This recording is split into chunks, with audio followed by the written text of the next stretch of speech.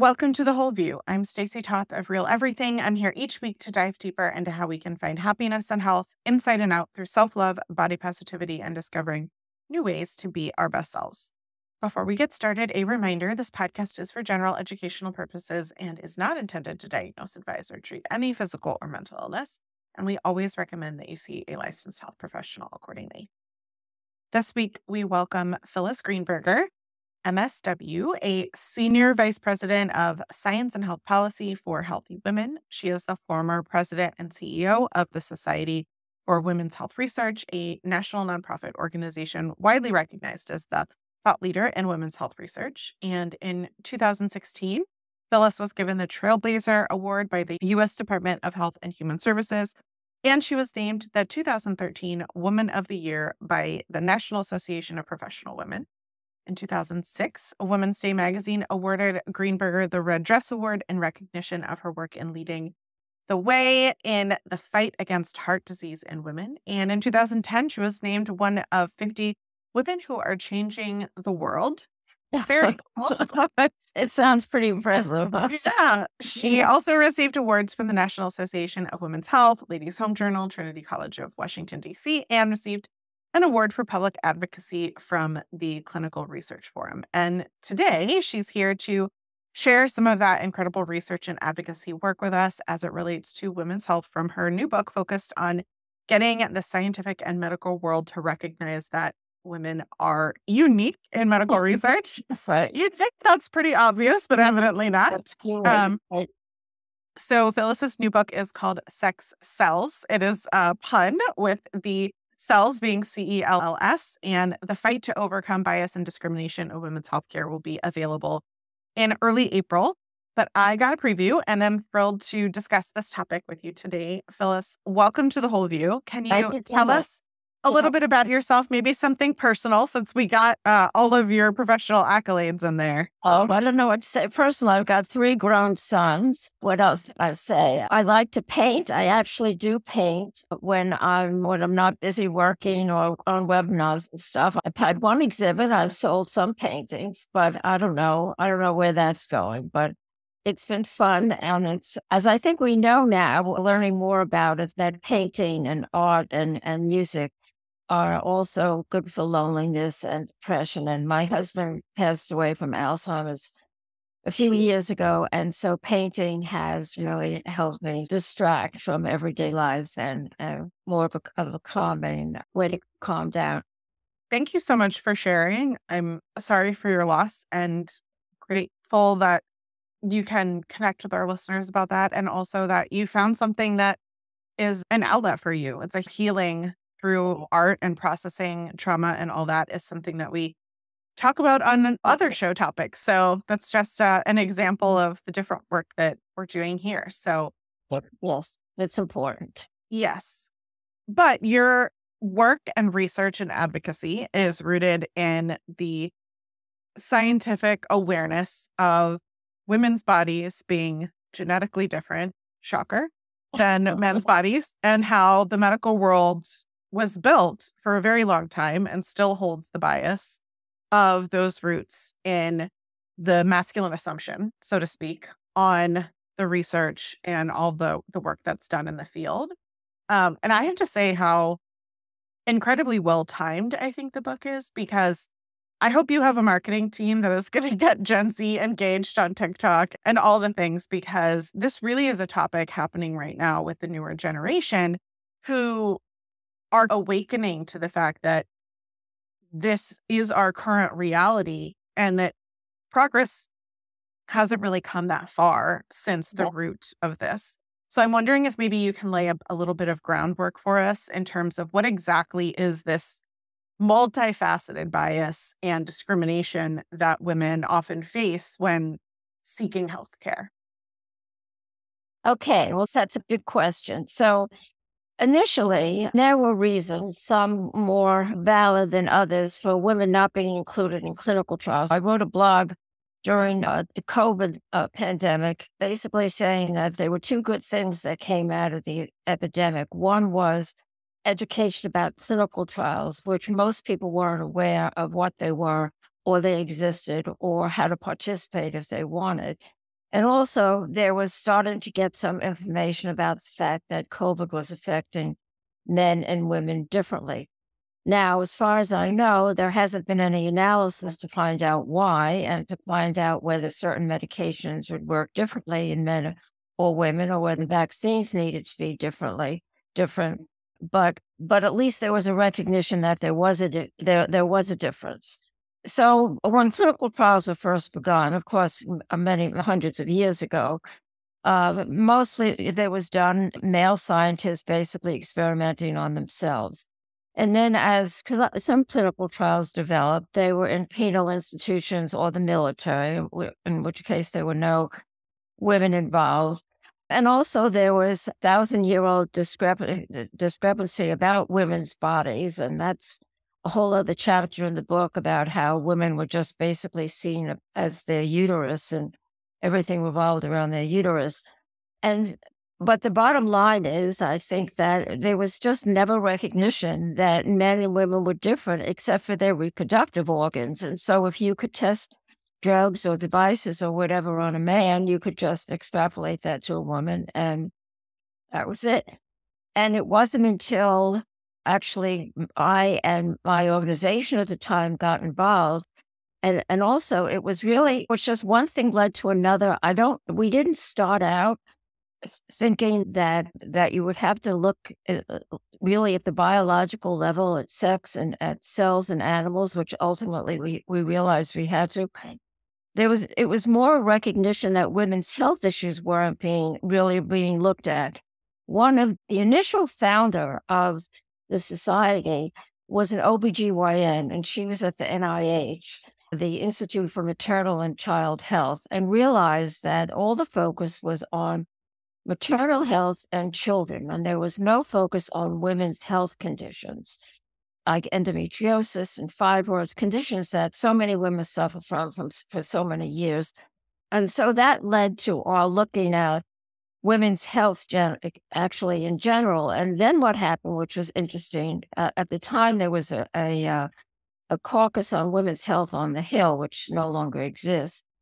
And when we went up there to talk to them about seeing what we could do about changing the institutes and the research into women's health, we discovered that there had been a paper, I know it was called a paper, or a report, basically in the past asking the NIH to look at women's health and to have women in clinical trials. And that led us to an investigation. And the investigation led us to the understanding that women were not in clinical trials. And looking back at the history, I know, again, there were other reasons. Remember, in the old days, it took, a week or so to find out if a woman was pregnant, so that pharmaceutical companies didn't want to have women in clinical trials, because if they found out later that the woman had been pregnant and there was some harm to the fetus, obviously they were liable. So even though you could make those excuses for not having women in clinical trials, I think the underlying belief was that they were the same. And so why put yourself in that position of liability or complexity when you could just as easily do it on young, white, healthy men? And that was where the way clinical trials were. So I could go through the whole history but what was interesting, well, it still is interesting, is that when people started looking, and at the society, we recruited scientists, some who had by accident discovered that there were some differences when they were doing research, and other researchers in areas such as cardiovascular, osteoporosis, neurological conditions, where they didn't experience or understand any differences. And we would bring these scientists together and educate them. They would educate each other, and then they would publish research. And we did this on all the conditions, basically, that you can think of. And then we did these programs all over the country at different universities and women's health centers. So it took, let's say we started in 1990. So here we are in 2024. And I would say we've certainly made progress. The fact that this book is being published, that people are interviewing me, that that there is, and you may know this, the White House has come out with a women's health research initiative that they're going to be giving $100 million towards women's health research. It's taken a long time, and still, my concern is we're not there yet, first of all. And second of all, a lot of the medications that are on the market, of course, have not been tested on women, medications that have been on the market for a long time. And even the new ones, I was working, one of the things we did at the Society was establish all the women's health research offices throughout the NIH there. And what we need to establish is some interaction. We had established these offices of research on women's health. And even though obviously that was an achievement, we found out recently that there wasn't much interaction and cooperation among them. And so, in spite of the fact that we have the president's or Joe Biden's initiative on women's health research, we need to make sure that the money is spent in the right way and that the scientists are taking these differences into consideration. So the good news is that there's a lot more attention now, certainly, than there ever was in the past.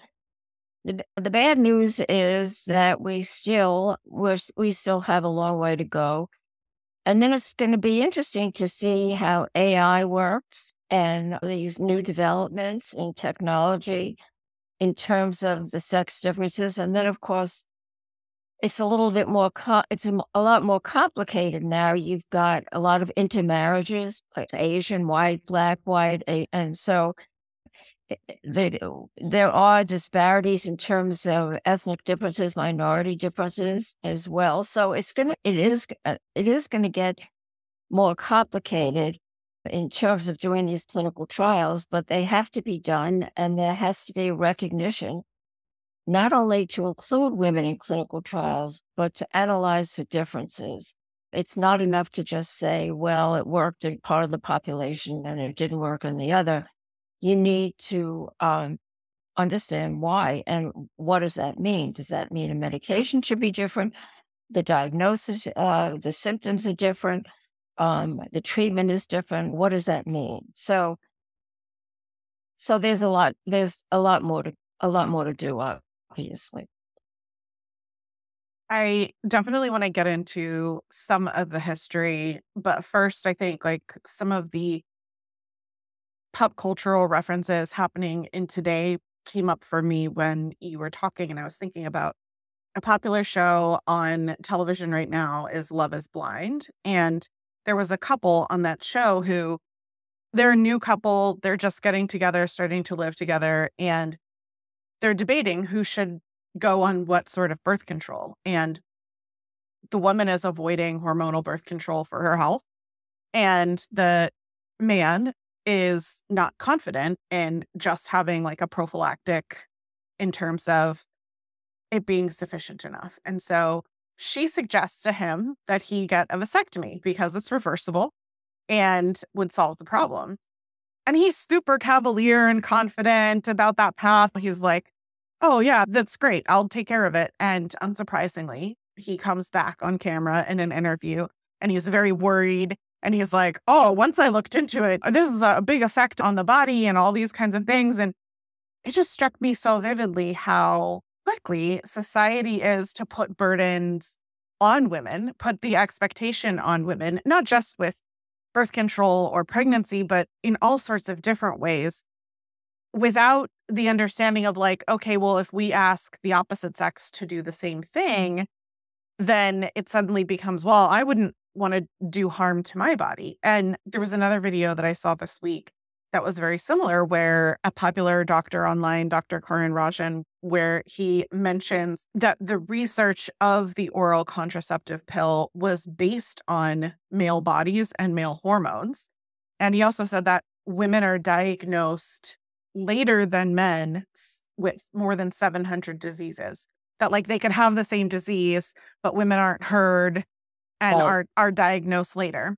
So I'd love if you could share some of the those kind of anecdotes, those stories, so to speak, with some of the findings of the work that you did for your book, Sex Sells? Well, there's no question that women are treated differently in the doctor's office. And that's not universally true, but obviously there are a lot of instances. Particularly, well, there are two areas that I can think of right away. One, of course, is pain. Um, Women complaints of pain are brushed off, whereas if a man complains of pain, I know he's taken very seriously. The other, and this, of course, is I still find amusing, is that when I was at the society, I actually went to a meeting, arranged a meeting at the American Heart Association to educate them on the fact that women had heart disease. I know that's hard to believe at this point in time, right? And they make a big deal about it. They do big campaigns and everything about women and heart disease. But the fact is that there was no reference to women and heart disease in, I guess it was 93, something like that. And still today, there are still some physicians out there that don't recognize heart disease in women. They'll say, well, it must be digestive issues or something. And then there are different symptoms that women have. Some of them are similar to men, and some of them obviously are different. So there are instances. And then, of course, there's also the social determinants of health, which we know in terms of minorities, that Black women or Hispanic women are, in some cases, don't have the access to the care that they need, and sometimes it's not taken as seriously, and sometimes they're just not getting the kind of care that they should get. So there's those issues. In terms of the contraceptive, there was it today or yesterday, that there's a new contraceptive pill I know that's a simple way, but it's addressing the issue. Yeah, I think the pain one is a good example that you brought up, right? When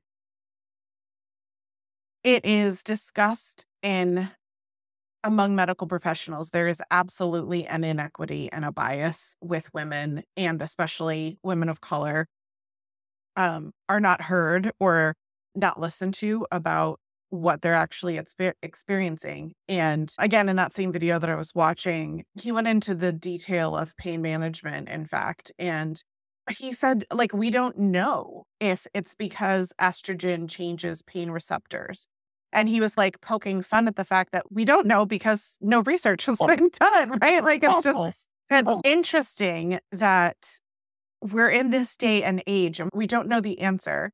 And I wonder if it is more to do with the fact that women are perceived as dramatic for a very long time, right? Like, that is just an underlying societal belief. And therefore, if we're saying something hurts, oh, we're just being dramatic, versus actually listening to what the symptoms are and trying to solve the problem, which it was interesting to me to see some of the research that said, like, women wait longer in emergency rooms and are less likely to be given painkillers than men.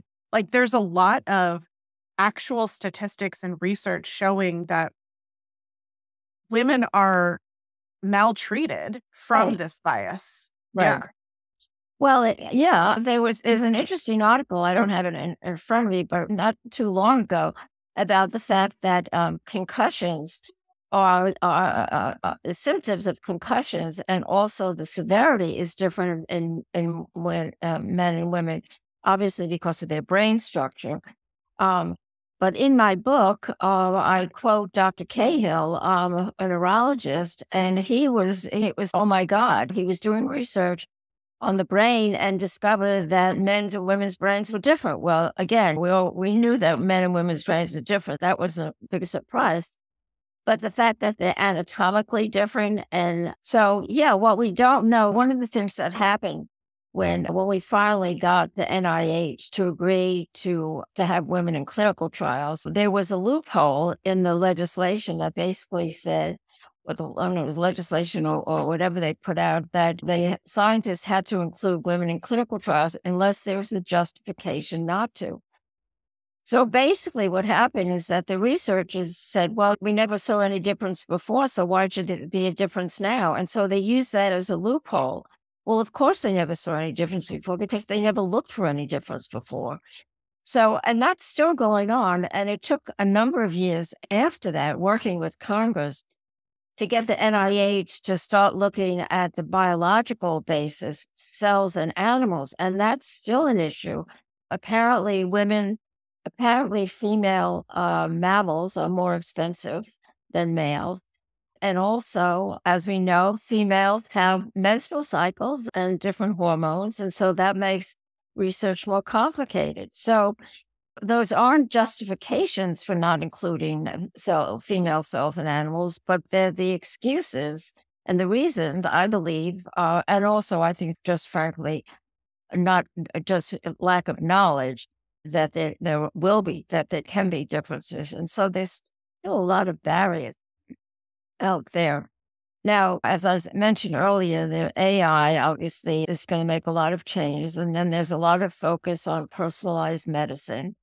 So that's not my thing. So I don't know where that's going to go. Hopefully that's going to be helpful, but it's also going to make maybe even more complicated and difficult for some people to get the information they need. I don't know. That's somewhere way off, I think, or maybe not so far off. Yeah. When I think of personalized medicine, I think of really working with hopefully medical professionals who are on the more modern side of keeping up with science and not necessarily thinking only about what they learned in school maybe 30, 40 years ago. And there's a lot of experience that can be gained from working on the job for a long time. But if we're not continuing education in terms of what research has now shown, then are looking back at medicine that's being practiced that's really archaic, because it was only 1980 when the DSM was updated to remove hysteria as a diagnosis for women. And there are practicing doctors who were in school before 1980 when that was taught as an actual diagnosis for women, that, oh, it's hysterical neurosis and we just have problems. And what was interesting to me is I went down a rabbit hole on that because it really informed a lot. For me, it was just a light bulb moment thinking about how the bias of women is not just that it's more difficult to include in clinical trials, but it's also this: when you're in a room with a doctor, a woman and a man could say the exact same symptoms and be thought of very differently with that. And the research that I was showing about emergency room results and treatment and things like that were showing that. And so I went down this rabbit hole and I found that in 1965, there was a British psychiatrist, Elliot Slater, who warned at that time that hysteria was being overly diagnosed and suggested that people pull back from that. And his work, because he had been erroneously diagnosed with it, I'm guessing it's a he. Do you know the Elliot Slater, her work? The name sounds familiar, but I don't. Okay. It's one L. So maybe it was she. Mm-hmm. Yeah. And so either way, their work, I'll just use they, them pronoun. Their work then went on to follow up with 85 patients who'd been diagnosed with hysteria.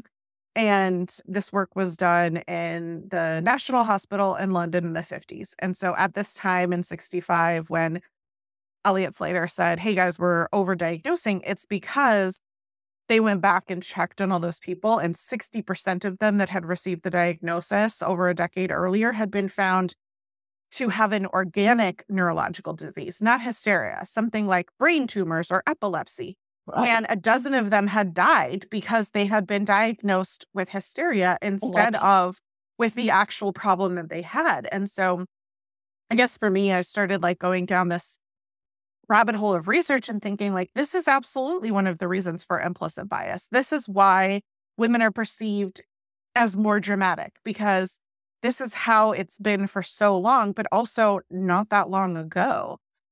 I'm wondering what you think about that root cause and how it informs not just the clinical trial aspect, but the diagnostic aspect.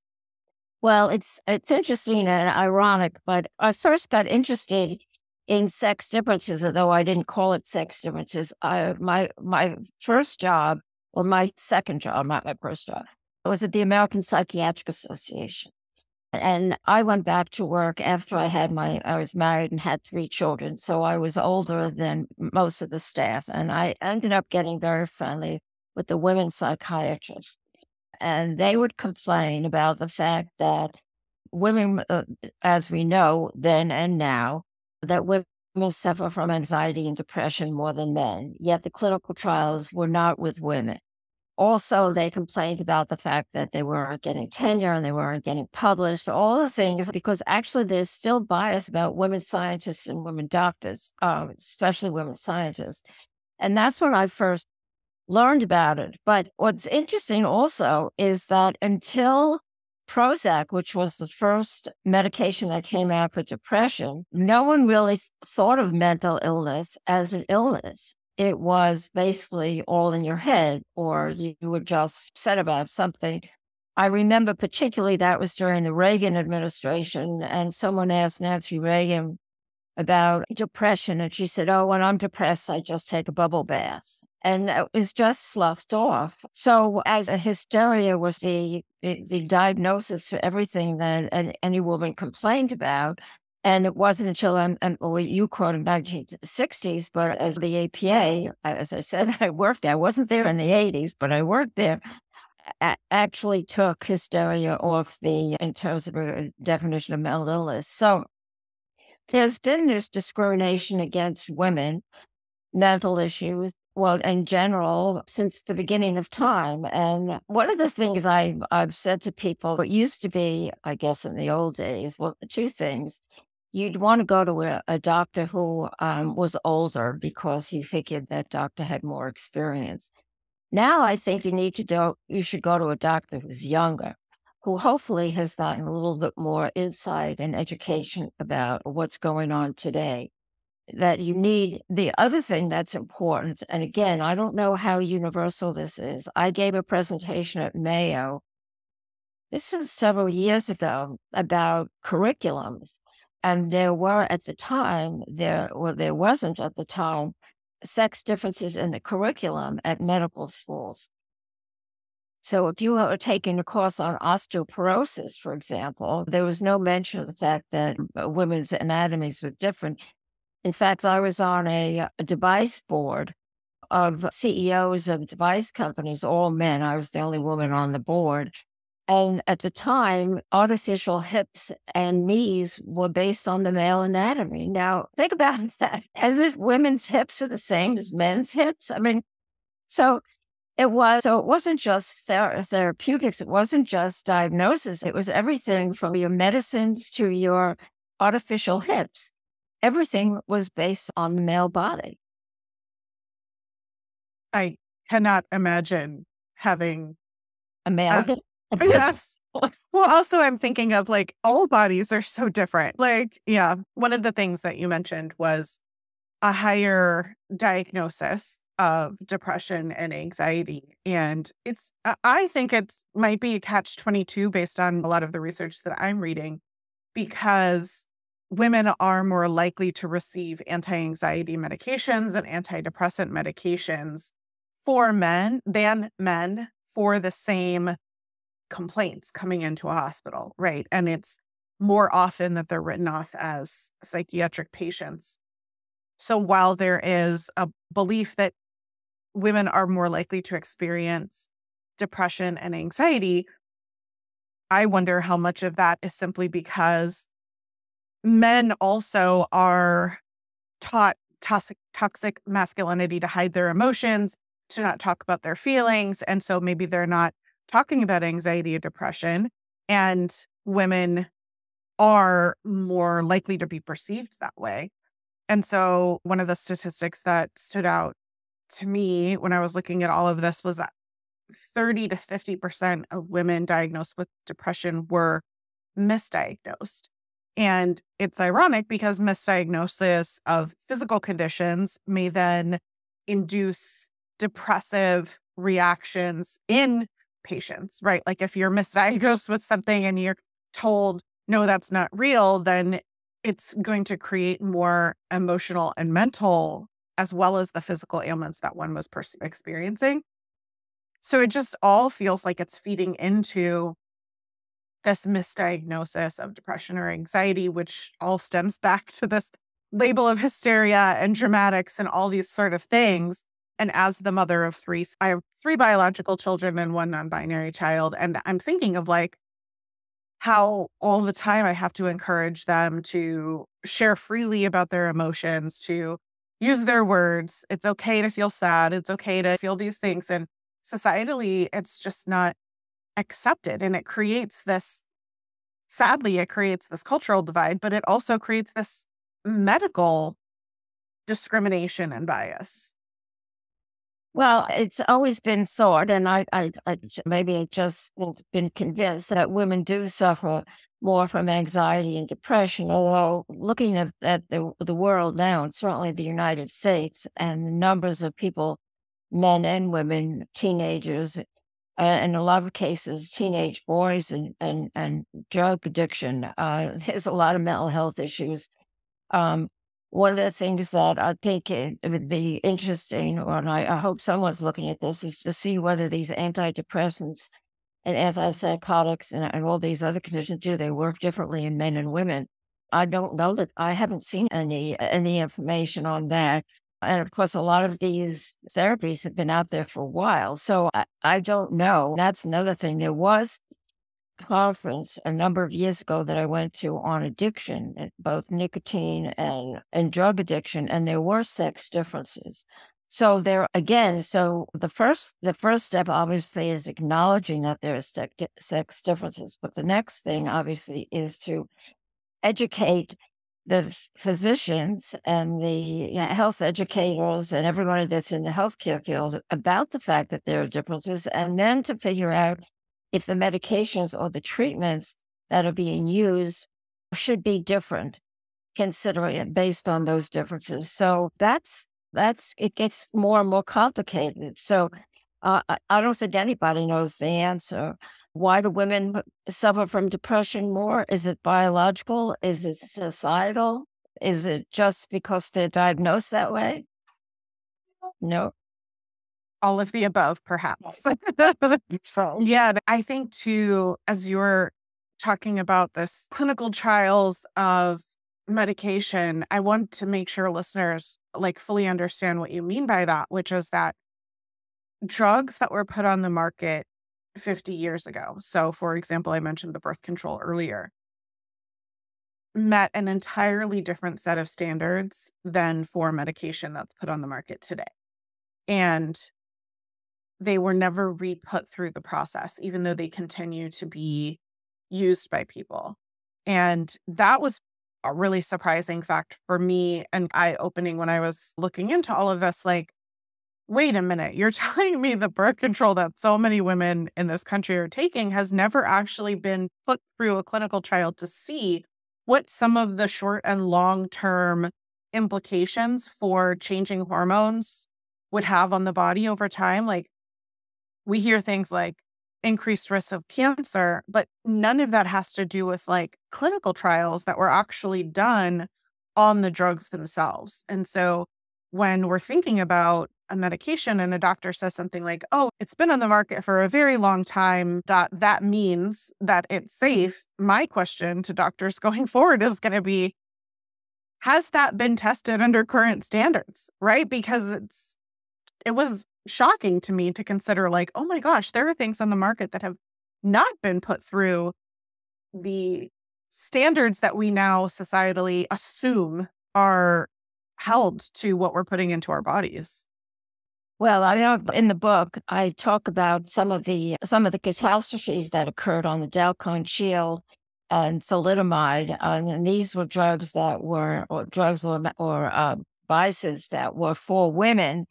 One was to help the pregnancy, and the other one was to prevent pregnancy. And it turned out, of course, neither one of those was tested on women.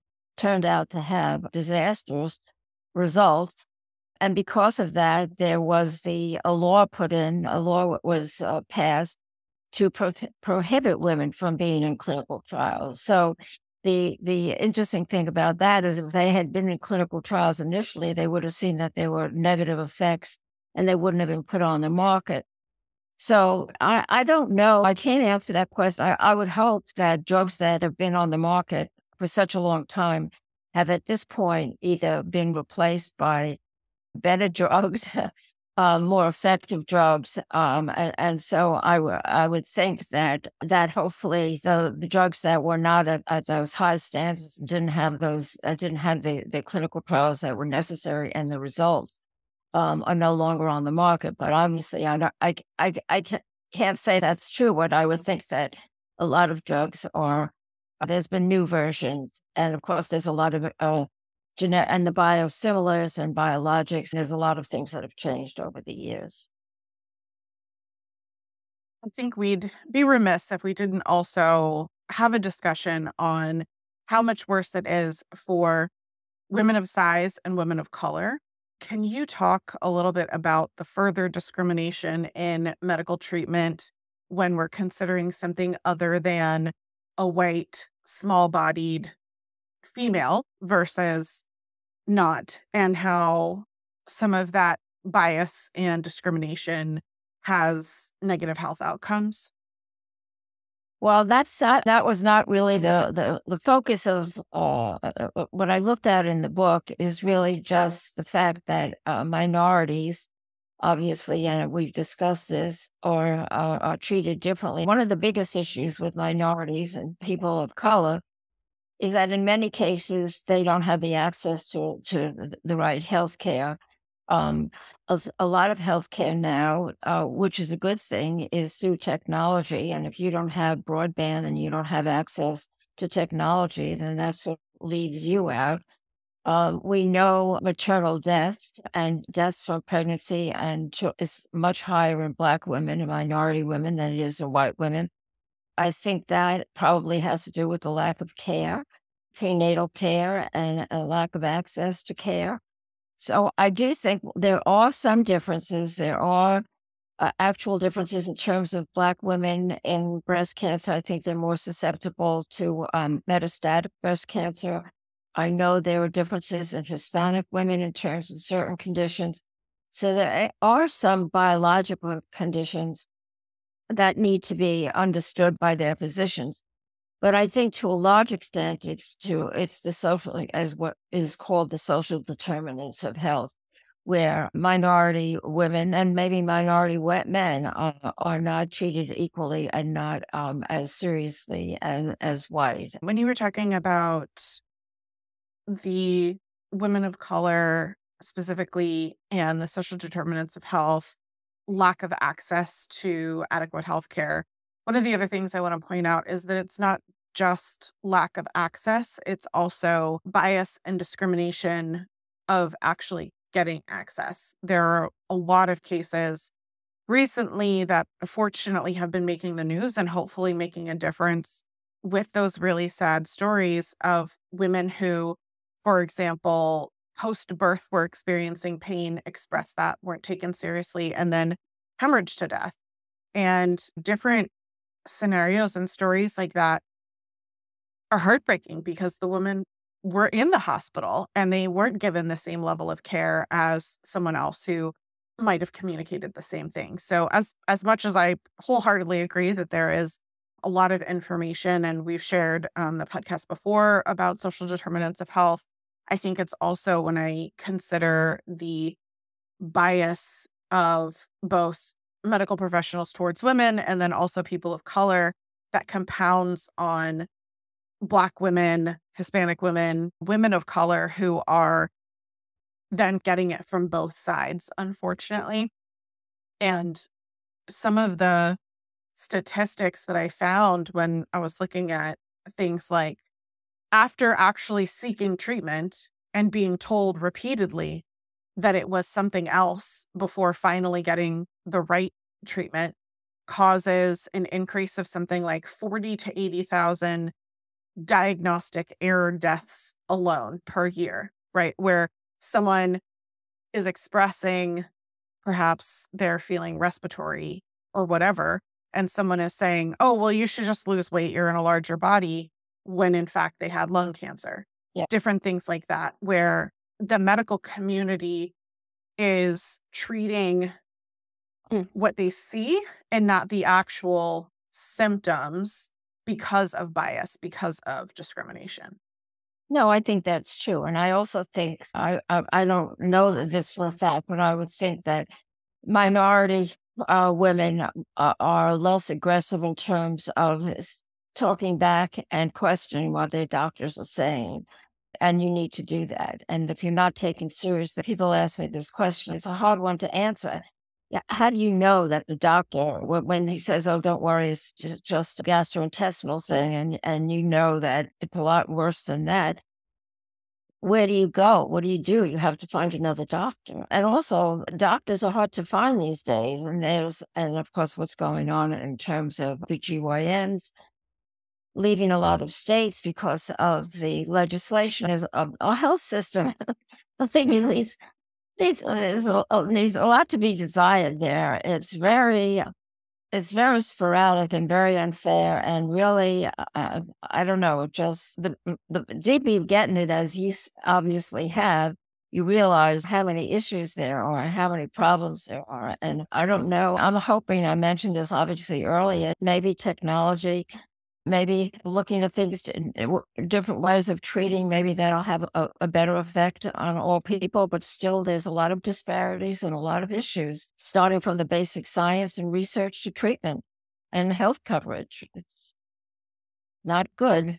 Yeah, no, I agree there. And I have hope in the next generation. I see that technology has really advanced our social understanding of a lot of these things in a way that is faster than can be implemented or updated in practice, which is a good problem that we're finding the problem sooner and identifying it. The real issue that from the good parts of social media where people are sharing these stories and people are learning, and how do we then implement change in practice?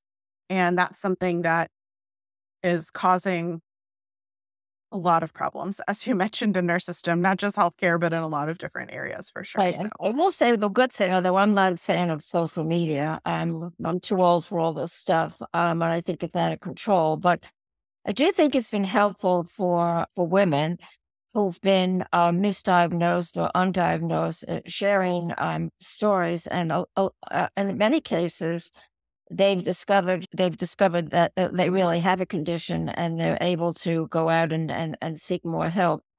And I know I have several friends that have actually started organizations to address some of the symptoms and areas that women have been ignored. One is on a certain kind of cardiovascular condition that only mostly women get, that is always misdiagnosed. Another friend of mine started one on sleep disorders, which also has negative effect on women. And then, as I told you, after I convinced the Heart Association that women had heart attacks, I helped another woman start Women Heart, which is a organization for women who have heart disease, and also educational to educate women about symptoms of heart disease, so that when they go to a doctor or a hospital, they're taken seriously. So some of the social media has, to some extent, if you can get the right information. Now, there's a lot of misinformation too, but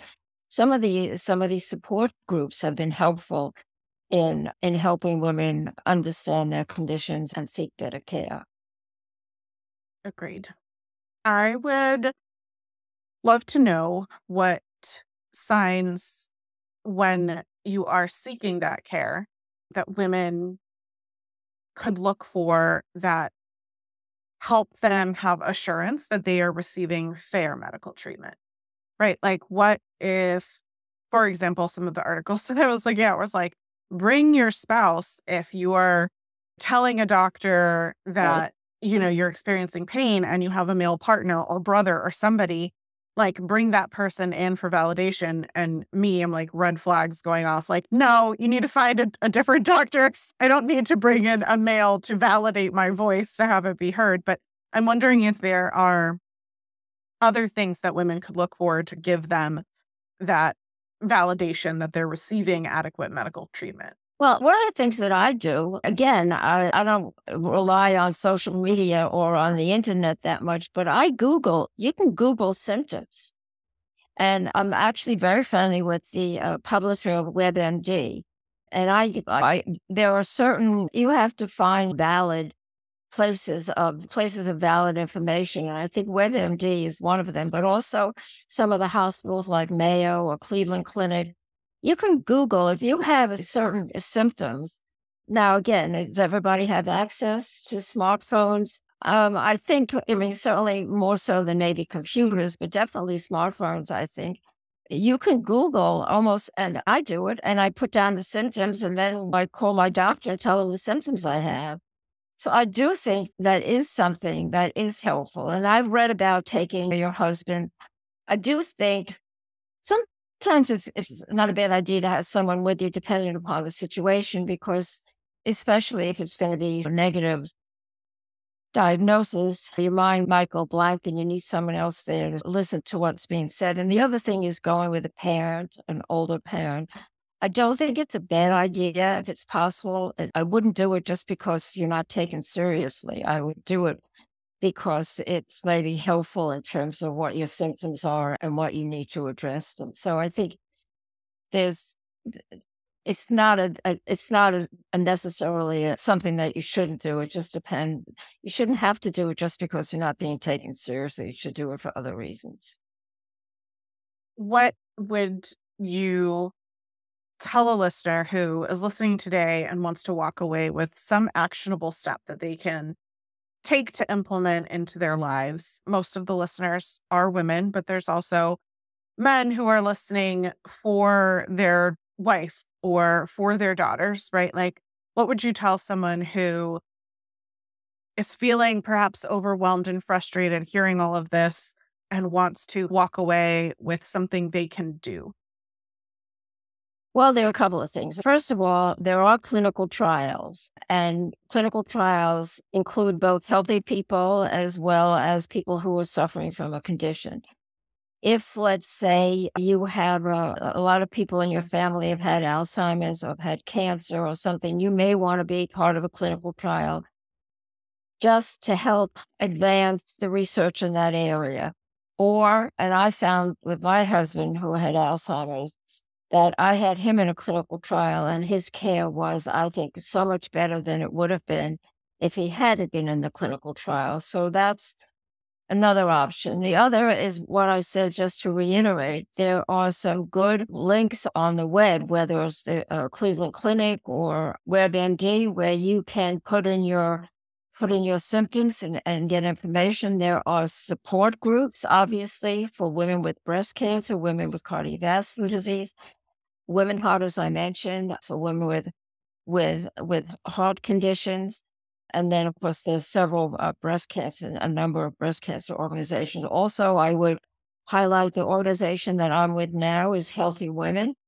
And we cover all aspects of women's health, and you can sign up and talk about all the issues that could possibly affect you. The Society for Women's Health Research is still functioning. They're mostly focused on the science, if you're interested in that. So there are places where you can educate yourself, both on your symptoms and also on general women's health care, what you should and could be doing to keep yourself healthy. So I think there are a number of things. There's a lot of information out there that I think is relevant. Obviously, you have to make sure you're getting it from the right source. And so that's why I'm mentioning those specific ones, because they're credible and reliable. There's a lot of misinformation on the internet also, so obviously you need to look at the source. I love the idea of people signing up for trials and allowing research to progress. It's a great idea. Listeners, if you are interested in Phyllis's work, you can read more in her new book, Sex Sells: The Fight to Overcome Bias and Discrimination in Women's Healthcare, coming out April 2nd, 2024. And if you're curious about the list of resources, I have an extensive list of things that I read in preparing for the show, lots of statistics and different kinds of things, and the show notes for you at realeverything.com. And of course, you can head to patreon.com/thewholeview to get all of our shows delivered to your inbox ad-free. I'd also love and appreciate if you enjoyed the show today to leave a review. It just takes a couple seconds of your time and helps us reach an audience that might not otherwise have access to this information and make it more credible. I appreciate your following and subscribing and willingness to listen to the show today. As always, we appreciate your willingness to be open to growth through your own personal change. No one is perfect, but in listening, learning, and unlearning, we can choose to become better versions of ourselves for ourselves. Thank you so much for being with us, Phyllis. It was lovely to meet you. Oh, thank you so much. It was my pleasure. Thank you.